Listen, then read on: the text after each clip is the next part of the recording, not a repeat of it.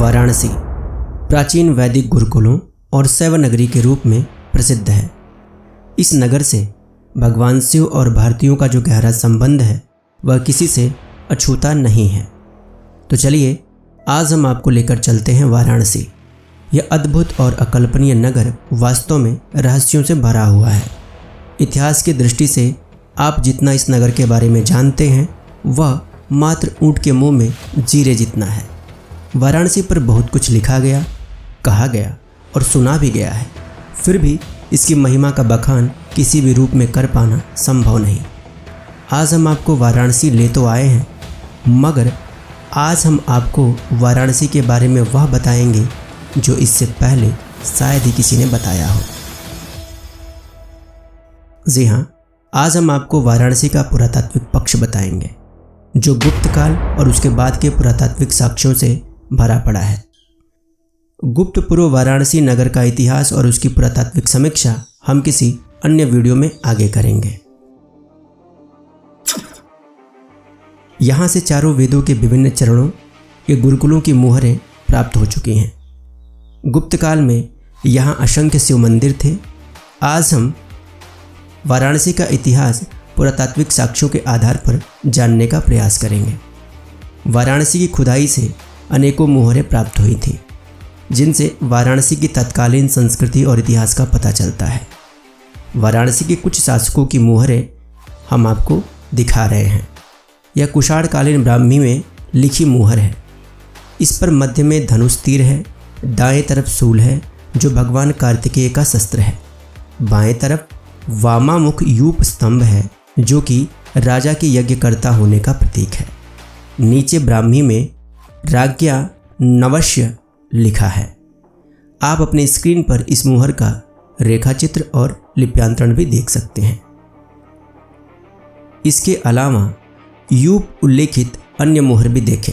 यह कुषाणकालीन है। इसमें उपरोक्त मुहर के समान ऊपर धनुष, तीर और दाएं शूल, बाएं यूप स्तंभ, नीचे ब्राह्मी में कृष्ण सेनस्य लिखा है। नाम के नीचे नंदी पदम और श्रीवस्त्र चिन्ह का भी अंकन है।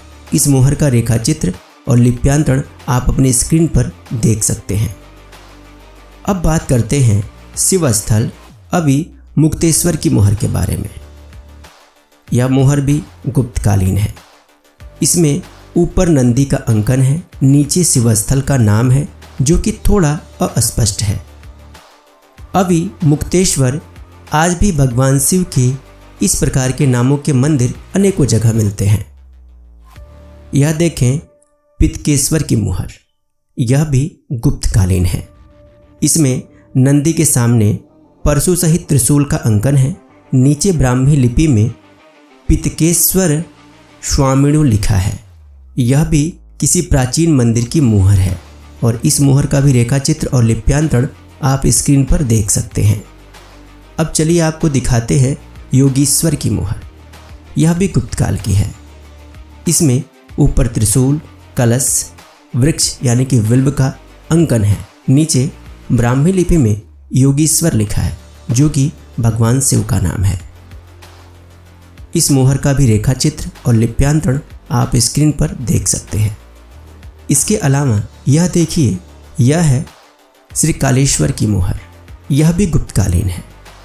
इसमें ऊपर शिवलिंग है, नीचे श्री कालेश्वरा ब्राह्मी लिपि में लिखा हुआ है, जिसका रेखाचित्र और लिप्यांतरण हम आपको स्क्रीन पर दिखा रहे हैं। अब चलिए थोड़ा आगे बढ़ते हैं और यह देखिए शिवलिंग अंकित पराशर और सूर्यिका नाम वाली मुहर। इसमें ऊपर ही शिवलिंग का अंकन है, दाएं तरफ एक लंबी रैपिंग पर शूल है और ब्राह्मी लिपि में पराशरस्य और नीचे सूर्यकस्य लिखा है। साथ ही लगे हाथ या बिना नाम वाली शिवलिंग की मुहर भी देखें। इस मुहर के मध्य में शिवलिंग, बाएं ओर त्रिशूल तथा दाएं ओर शूल है। यह है हनुमान जी के अंकन की मुहर। यह भी गुप्तकालीन मुहर है। इसमें वानर मुख हनुमान जी का अंकन है। उनकी अवस्था आकाश गमन से पूर्व की है। इसमें गौर से देखने पर उनकी पूंछ भी दृष्टिगोचर होती है। इसके अलावा यह ऋग्वेद के विद्यालय की मुहर है। वैसे तो चारों वेद की मुहरें वाराणसी से मिल चुकी हैं, जिसे हम पूर्व में दिखा भी चुके हैं। किंतु एक मुहर हम आपको ऋग्वेद के वृक्ष चरण की दिखला रहे हैं। मुहर पर ऊपर 2 वृक्ष ताड़ और नीचे ब्राह्मी लिपि में वृक्ष चरण लिखा है, जिसका अर्थ है ऋग्वेद का विद्यालय। तो इतना सब कुछ देखकर कहीं आप बोर तो नहीं हो गए ना? चलो, ऐसे विषय पर लोग थोड़ा बोरिंग हो ही जाते हैं। फिर भी अपनी संस्कृति और सभ्यता को जानना, उसमें भी जब बात पुरातत्व की दृष्टि से हो, तो जरूर ऐसी सामग्री को देखना और ढूंढना चाहिए, क्योंकि जिसकी संस्कृति जीवित है, वास्तव में वही इंसान जीवित है। तो चलिए सीधा अब निष्कर्ष पर चलते हैं। इन मुहरों से हमें क्या ज्ञात होता है? तो इन मुहरों और प्रमाणों से यह पता चलता है कि वाराणसी में प्राचीन काल में अनेकों गुरुकुल चला करते थे।